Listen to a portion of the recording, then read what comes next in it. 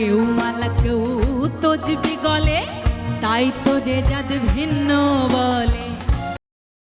বাংলার মাটিতে জন্ম নেওয়া এমন একজন মানুষ আছেন যাকে নিয়ে 2 শতাব্দী পার হয়েও তর্ক শেষ হয়নি। তিনি কোনো রাজা ছিলেন না, কোনো নবী ছিলেন না, কোনো ধর্মের পুরোহিত ছিলেন না, তবু আজও তাকে নিয়ে প্রশ্ন থামে না। প্রশ্নটা খুব সাধারণ, কিন্তু উত্তরটা ভীষণ গভীর। প্রশ্নটি হল, লালন ফকির হিন্দু ছিলেন না মুসলিম? এই প্রশ্ন বহুবার উঠেছে, বহুবার বিতর্ক হয়েছে। কেউ বলেন লালন হিন্দু, কেউ বলেন মুসলিম, আবার কেউ বলেন তিনি বাউল। কিন্তু লালন নিজে এই প্রশ্নের কী উত্তর দিয়েছিলেন, সেটাই কি আমরা কখনো গুরুত্ব দিয়ে ভেবেছি? আজকের এই ভিডিওতে আমরা কোনো গুজব, কোনো আবেগ বা একপাক্ষিক মত নয়, বরং ইতিহাস, লালনের গান, তার দর্শন এবং গবেষকদের বিশ্লেষণের আলোকে এই প্রশ্নের উত্তর খুঁজব। আর ভিডিওর শেষ পর্যন্ত থাকলে আপনি বুঝতে পারবেন লালন ফকির হিন্দু না মুসলিম, এই প্রশ্নটাই আসলে ভুল। লালন ফকিরের জন্মসাল নিয়ে ঐতিহাসিকদের মধ্যে মতভেদ আছে। সাধারণভাবে ধারণা করা হয় তিনি আনুমানিক ১৭৭৪ খ্রিস্টাব্দের দিকে জন্মগ্রহণ করেন। কিন্তু আশ্চর্যের বিষয় হল, লালন ফকির নিজেই কখনো তার জন্মস্থান, জন্মসাল কিংবা জন্মধর্ম সম্পর্কে স্পষ্ট করে কিছু বলেননি। ইতিহাস বলে শৈশবে তিনি গুটি বসন্তে আক্রান্ত হন।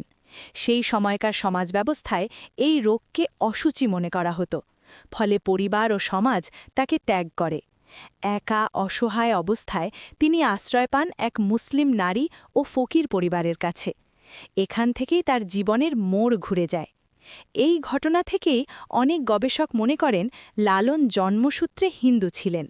তাদের যুক্তি হল, তৎকালীন সমাজে গুটি বসন্তে আক্রান্ত হিন্দু শিশুদের অনেক সময় পরিবার ত্যাগ করত। লালনের গানে বৈষ্ণব ভাবধারা, সহজিয়া সাধনার ছাপ এবং হিন্দু দেহতত্ত্বের প্রভাব পাওয়া যায়, যা থেকে অনেকে বলেন তিনি হয়তো কায়স্থ বা বৈষ্ণব পরিবারের সন্তান ছিলেন। কিন্তু এখানেই প্রশ্ন, লালন নিজে কি কখনো এই পরিচয় মেনে নিয়েছেন? লালনের সবচেয়ে বিখ্যাত গান সব লোকে কয় লালন কি জাত সংসারে, এই একটি গানেই তিনি সমাজের জাত ও ধর্মব্যবস্থাকে একেবারে ভেঙে দেন।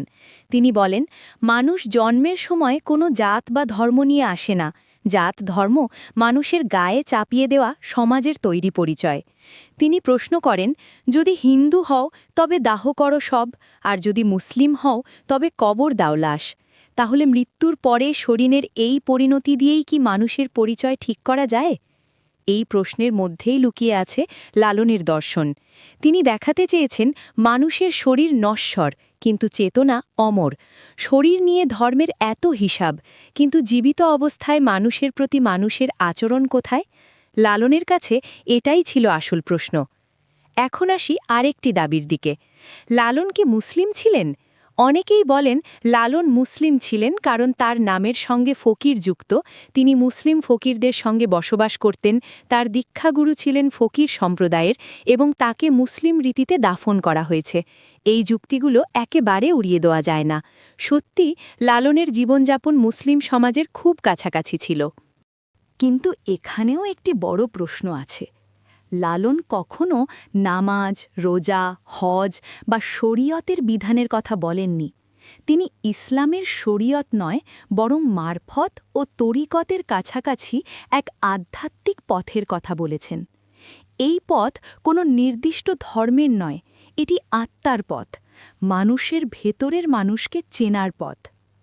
অন্যদিকে যারা বলেন লালন হিন্দু ছিলেন, তারা লালনের দানে কৃষ্ণ, রাধা, বৈষ্ণব প্রেমতত্ত্ব, নাথ ও সহজিয়া দর্শনের প্রভাব দেখান। কিন্তু এখানেও লালন নিজেই এই পরিচয় অস্বীকার করেছেন। তিনি বলেছেন, আমি হিন্দু না মুসলমান, কেমনে চিনিব আপন জান। এই একটি লাইনের মধ্যেই লালন নিজের অবস্থান পরিষ্কার করে দিয়েছেন। তাহলে প্রশ্ন আসে, লালন আসলে কি ছিলেন? এই প্রশ্নের উত্তর খুব সহজ নয়, আবার খুব কঠিনও নয়। লালন কোনো ধর্মের প্রতিনিধি ছিলেন না। তিনি ছিলেন একজন মানবতাবাদী সাধক। তিনি বিশ্বাস করতেন মানুষই আসল ধর্ম। তার কাছে মন্দির, মসজিদ, গির্জা সবই বাহ্যিক, আসল উপাসনালয় মানুষের ভেতরে। লালনের দর্শনে দেহতত্ত্ব একটি গুরুত্বপূর্ণ বিষয়। তিনি দেহকে দেখেছেন সাধনার ক্ষেত্র হিসেবে। তার মতে মানুষের শরীরই সেই ঘর যেখানে আত্মা বাস করে। সেই আত্মাকে চেনাই আসল সাধনা। এই দর্শন হিন্দু বা মুসলিম কোনো একটি ধর্মের মধ্যে সীমাবদ্ধ নয়। লালন নারী পুরুষকে সমান চোখে দেখেছেন। তিনি নারীকে ভোগের বস্তু নয়, সাধনার সহযাত্রী হিসেবে দেখেছেন। তার গানে নারী পুরুষের সম্পর্ক আত্মিক, দেহগত নয়। এই চিন্তাধারা তৎকালীন সমাজের জন্য ছিল বিপ্লবী। লালন কেন ধর্মীয় পরিচয় অস্বীকার করেছিলেন? কারণ তিনি দেখেছিলেন ধর্মের নামে মানুষে মানুষে বিভেদ, ঘৃণা ও সহিংসতা। জাতের নামে মানুষকে ছোট করা হয়, ছুঁতমার্গ তৈরি হয়। তিনি এই ব্যবস্থার বিরুদ্ধে প্রশ্ন তুলেছেন। তার গান ছিল প্রতিবাদ, তার জীবন ছিল এক জীবন্ত দর্শন। আজকের সমাজে দাঁড়িয়ে লালন ফকির আরও বেশি প্রাসঙ্গিক। যখন ধর্মের নামে মানুষ বিভক্ত, তখন লালনের প্রশ্ন আমাদের আয়নার সামনে দাঁড় করায়। তিনি বলেন, নিজেকে জানো, মানুষকে ভালোবাসো, বাহ্যিক পরিচয়ের ঊর্ধ্বে ওঠো। তাই লালন ফকির হিন্দু না মুসলিম, এই প্রশ্নের চূড়ান্ত উত্তর যদি দিতে হয়, তাহলে বলতে হয় লালন ফকির ছিলেন মানুষ। তিনি কোনো ধর্মের গণ্ডিতে নিজেকে বাঁধেননি।